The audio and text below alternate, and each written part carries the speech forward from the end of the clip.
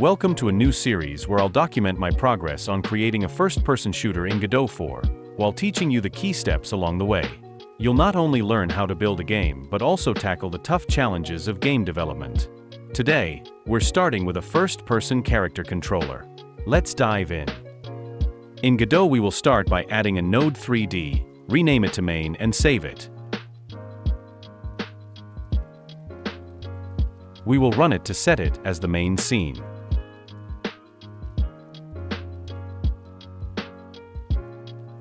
After that, create a new scene. Add a character body 3D.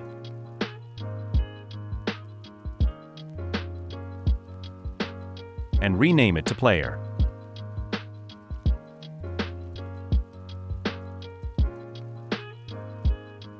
I will add a node 3D.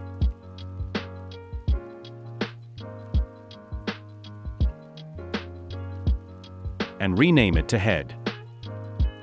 I will tell you why I did this later. Add a camera 3D as a child to our head node. Also add a collision shape 3D. On right side, select its shape to capsule. Position the head upwards and camera a slight forward, and we are done here.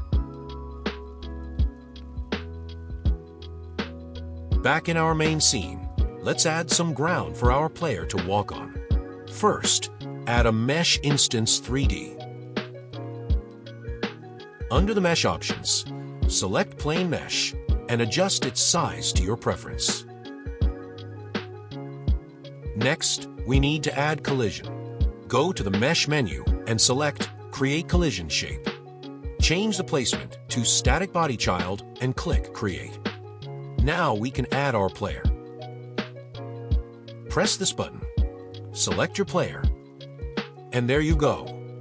However, our player won't move on its own just yet. We need to add a script to enable movement. Click the script button and hit Create. Godot provides a template for basic player movement, allowing movement left, right, forward, and backward. However, it doesn't include camera movement or other features, which we will add later. Currently, our player moves using the arrow keys. Let's set up custom inputs instead. Go to Project, then Project Settings, and navigate to the input map. Here, we can create new input actions. I'll name them Move Left, Move Right, Move Forward, and Move Backward. Click the Add button. Press the key you want to use and hit OK. I've assigned WASD for movement. In our script, we'll replace the old input action names with the new ones we just created. Lastly, let's add a jump input action.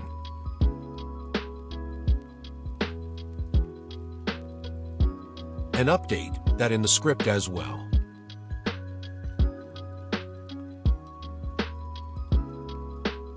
Let's move the movement code into its separate function.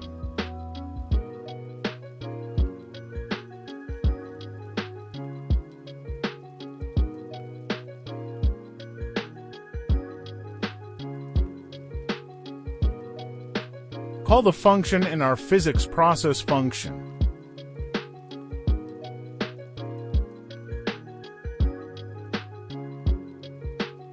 I made a typo. Instead of move up, it should be move forward because that's what I named it.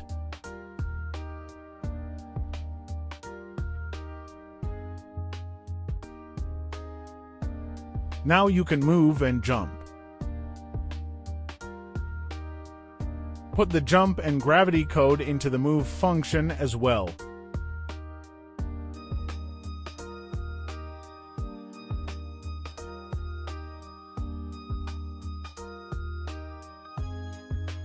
Pass and delta.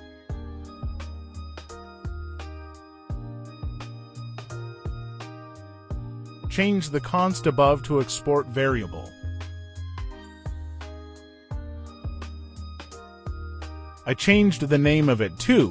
Replace the name to your new name.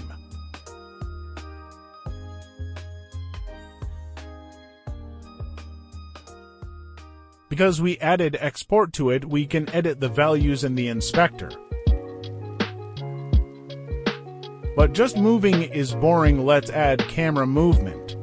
Use the build and input function and see if input is mouse motion.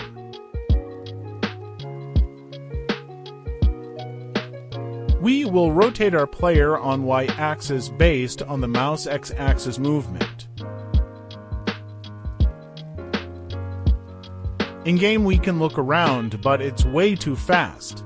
Let's add a new variable called sensitivity, and set it to a small value like 0.05. Multiply mouse relative with sensitivity.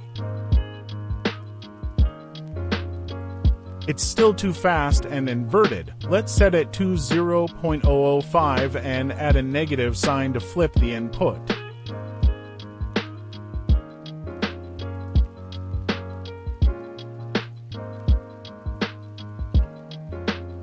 If we do the same for the x-axis, you see that something weird happens.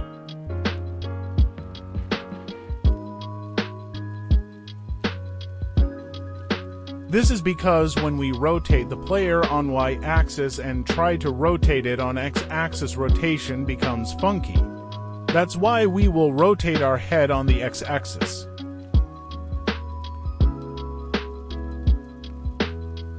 Drag the head node into script while holding Control.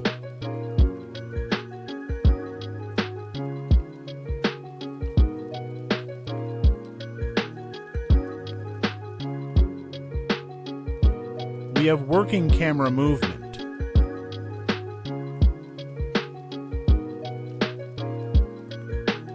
Our mouse is still visible in game, so let's hide it.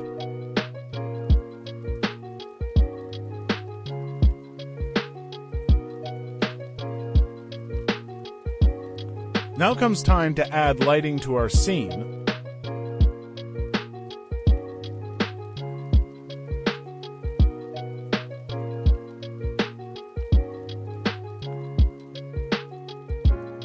Let's also add a box to our scene.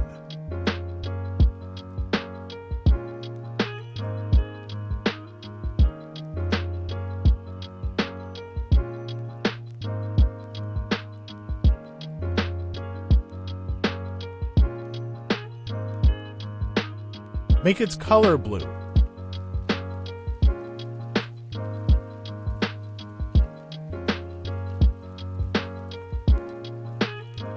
Add a collision to it.